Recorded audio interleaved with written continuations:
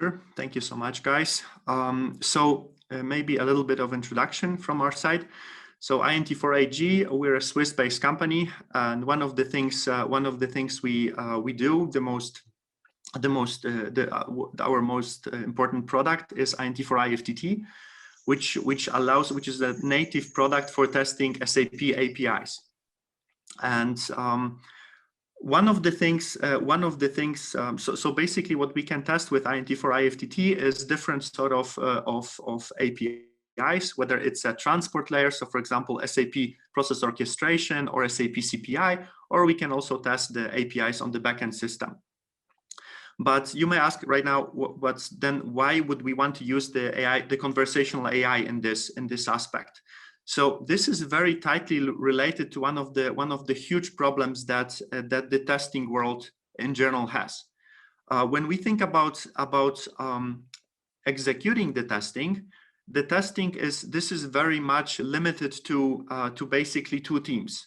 So usually the testing is either performed by the testing teams or by the automated testing or by the programmers. These are the two, let's say, teams that have access to the testing teams.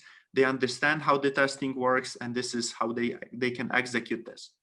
But what we're seeing in the testing world, and what we're getting from our customers, is that they would also like to utilize the testing within different teams. So for example, the functional consultants, or even the business, or even people from the business who do not have access to too many technical applications, be it even SAP GUI, right? So we thought, okay, but how can we handle that? And then Mateusz came up with this great idea that what we can do is we can also try to think, how are the standard users? What is the application that everyone is using, right? It's also all sort of chat applications, all sort of messengers. So why don't we try to enable the execution of the testing and maybe even the creation of testing using some sort of a chat application or chatbot application? And this is the idea behind that. And what that allows us to do is something that is also sometimes called as citizen testing, right?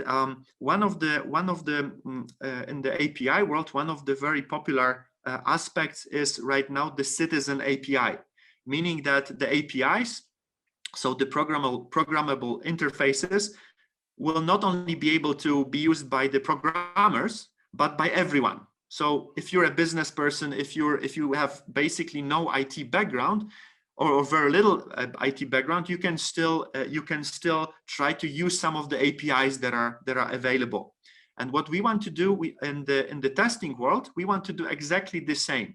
So we want to have a citizen testing, meaning that everyone would be able to at least run the testing whenever they want. And this is the implementation that we've tried to do. And now, Mateusz, I'll hand it over to you so you can describe the technical details. Thank you, Michał. So as you can see, the IFTT tool is used for the, as Michał said, IFTT tool is used for execution of tests between different systems. Let me maybe share my screen right now.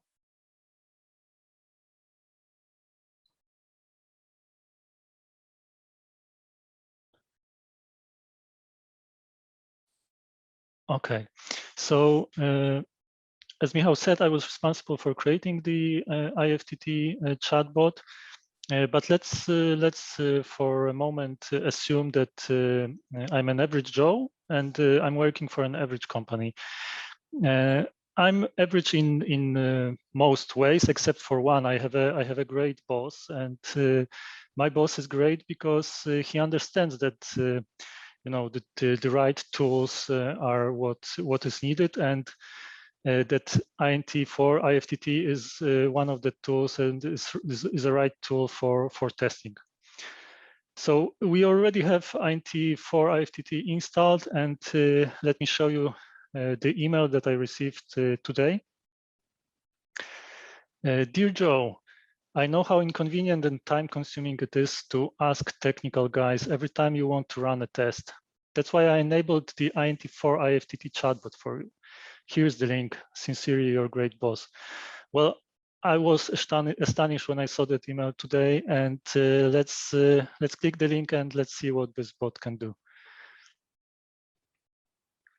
Okay, so as you can see, this is a web page for the Int4 IFTT chat demo.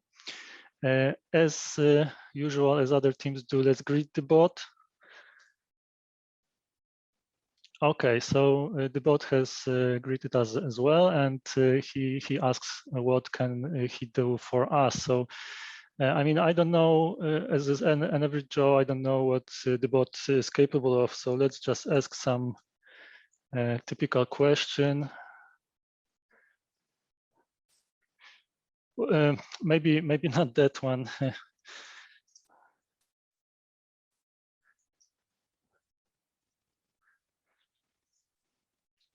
Okay, so we can see that the bot isn't actually it doesn't know what the weather is like in Poznań, but we can choose a command that the bot will answer to us. So let's pick it. Let's see what's behind it. Right now, we ask the bot to show us the test cases available for the bot.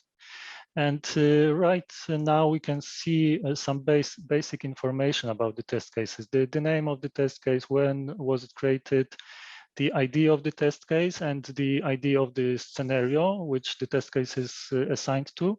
So the scenario is like a group of test cases. We can also see the last result of the run of the test case. And there's a button, show menu, which I will click right now. Let's see what it does. Okay, so we have two options. It's show test case results or execute the test case. I'll go with the first one right now. Let's see what were the results of the last run of the test case. Okay, so some basic information again. The test case passed. It was executed by me actually yesterday on the 3 p.m., 3:42 p.m. But there's also a link to some more detailed report. Let me click this right now. And as you can see, there's a lot more information here. Again, the date of the execution, who executed it, but there's also a percentage rate of the tests that passed. In this case, the test was executed alone, so we can see that it passed, and we have a 100% of successful tests. We can also click on the particular test to see the details of it. So yeah, we see where was the test executed, what was the document numbers. We can even see the structure of the documents. The structure is presented in XML. We can see the differences. We can also see below at the bottom, we can see the differences in particular fields of the data structure. Yeah, everything looks great. Let's go back. Actually, let's go back to the bot. I will close this page right now. Okay, so these were the results from the past, but I like to execute the test now. So let me ask the bot for the menu again, and let's execute the test.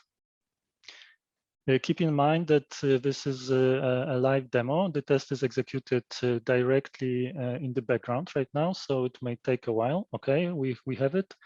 The test has passed again, and we can see the full report again. Let's see it. So you can see that it was executed today. This is, of course, the UTC time. It was executed by me, and it passed again successfully.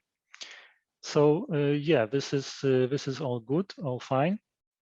But what about some users which are more advanced, or maybe if I use the bot for a week, I wouldn't like to click on the menu button all the time. So the bot is also capable of recognizing some basic commands. So for example, tests or show tests will give us the list of the available tests. For example, run test, and the test ID will run the test.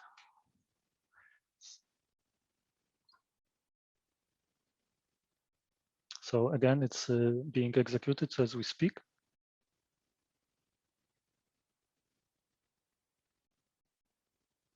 Okay, this test also passed. We can see the full report again. Quickly, let's see that, yeah, it's all fine. We can also see the results of a test. Show results, let's see, of this one.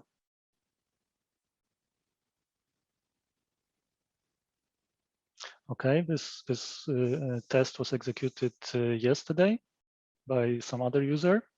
We can again click on the report and see full details of it. I will not do this here again. What is also interesting is that we can run a full scenario, which is a group of tests at once. So run scenario, and then we give the ID of the scenario. And this will execute the whole group of the tests, which, as there may be many of them, will be executed asynchronously. And we will be able to see the results on the detailed page. So you can see right now that there are no tests executed, but I will refresh the page. You can see that there's already one executed, second one, third one, and the fourth one. So all were executed using only one command, and fortunately all have passed. And this will conclude my demo. Thank you. Back to you, Michał. Yeah, so thank you so much. So now back to you, Paul, I guess. Yes, thank you. Thank you all for presenting these awesome demos.